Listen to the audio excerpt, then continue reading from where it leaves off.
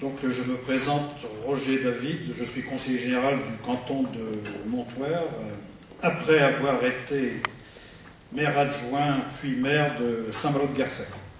J'ai été aussi travailleur des chantiers de l'Atlantique, mais dans la branche mécanique, qui était un établissement séparé. Et c'était quand même la même maison pendant une grande période.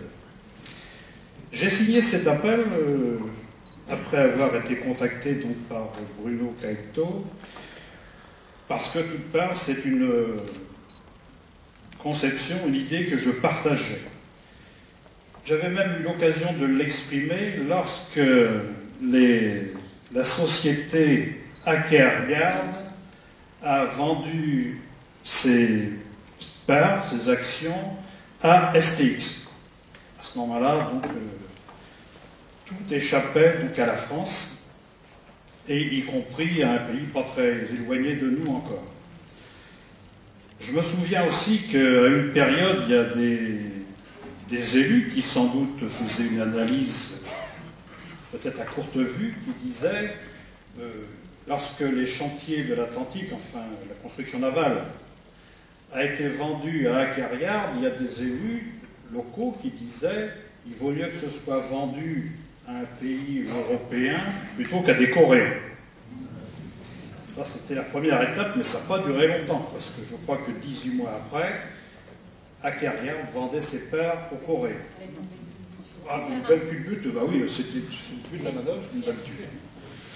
Donc voilà, c'est quand même quelque chose qu'il faut se souvenir, et je crois qu'il est indispensable que la France, je le rappelle, pays de 5000 km de côte. Je rappelle aussi qu'aujourd'hui, il y a près de 90% du commerce mondial qui se fait par voie maritime. Donc c'est quelque chose d'important, c'est pas rien. Il est indispensable que la France soit présente sur ce créneau. Non pas seulement avec la marine militaire, mais avec une marine civile, des chantiers civils. N'oublions pas non plus que la France a, dans un passé pas si éloigné que ça, fermé des grands chantiers de construction navale. La Seine, la Ciotat, Dunkerque, beaucoup ici se souviennent, parce que là aussi, il fallait fermer pour toujours la libre concurrence, où on était plus rentable, enfin toujours les mêmes slogans qui reviennent. Le chantier de Saint-Nazaire est aujourd'hui le seul véritable grand chantier qu'il reste sur le territoire.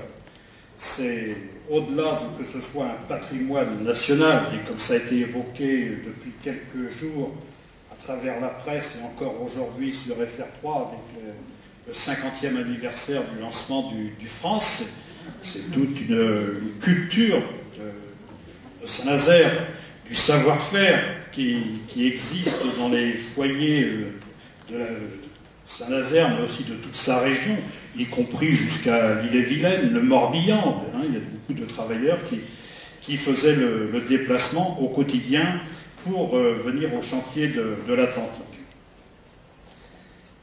Donc l'avenir de la construction navale, pour moi, je le vois avec une participation majoritaire de l'État, parce que c'est nécessaire.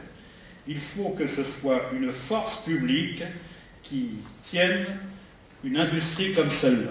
Ça ne peut pas être livré au bon vouloir, comme on l'a vu, des aléas de la finance, parce qu'il s'agit de cela.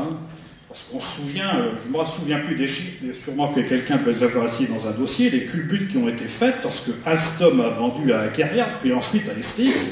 C'est faramineux les chiffres qu'on a eu connaissance à ce moment-là.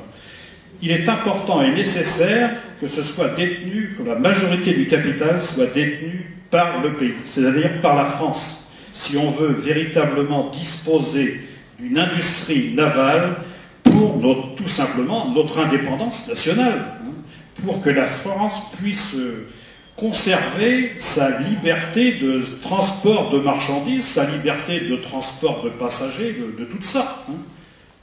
Je crois que ça, c'est important que l'on se mette bien cela en tête.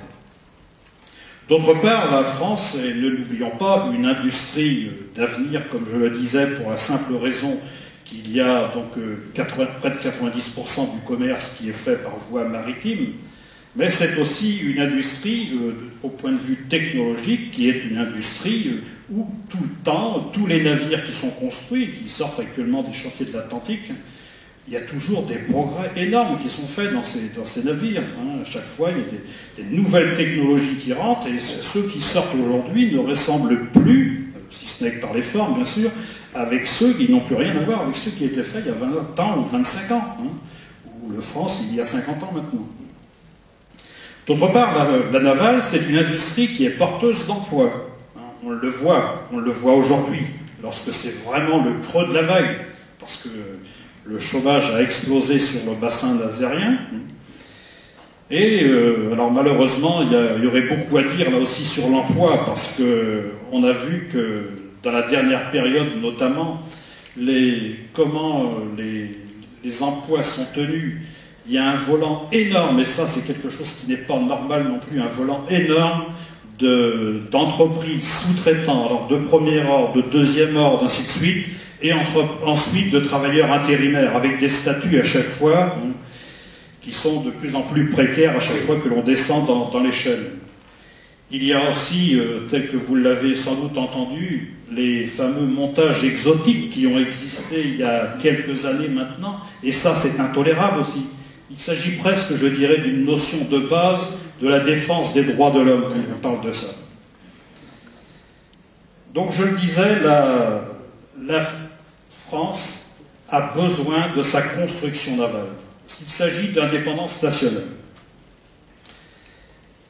La France doit donc se doter d'une véritable industrie, et là c'est une réflexion qu'il faut que les politiques, je dirais au plus haut niveau, doit se doter d'une véritable industrie de la construction navale, qui va de la conception de tout ce qu'on a besoin comme navire, que ce soit le petit navire de pêche, non pas que l'on construit aujourd'hui et que l'on va détruire dans 5 ou 6 ans parce qu'il y a tel ou tel quota qui est dépassé, parce que ça aussi c'est scandaleux, faut quand même l'admettre. Donc une industrie de la construction navale qui va de la conception. Donc il faut qu'il y ait quelque chose, il y a un plan qui soit fait pour qu'on sache véritablement ce qu'on a besoin aujourd'hui, ce qu'on aura besoin demain. Donc qui va de la conception à aujourd'hui la déconstruction des navires, parce que c'est vrai, lorsque les navires arrivent en fin de vie, il faut que là aussi, il y ait une industrie qui soit mise en place pour que ces navires soient déconstruits dans de bonnes conditions, pour les travailleurs bien sûr, mais aussi que l'on puisse récupérer les matériaux qui sont encore réutilisables. Donc voilà ce que je pouvais vous dire comme introduction, mais on en reparlera un peu plus loin. Merci. Merci.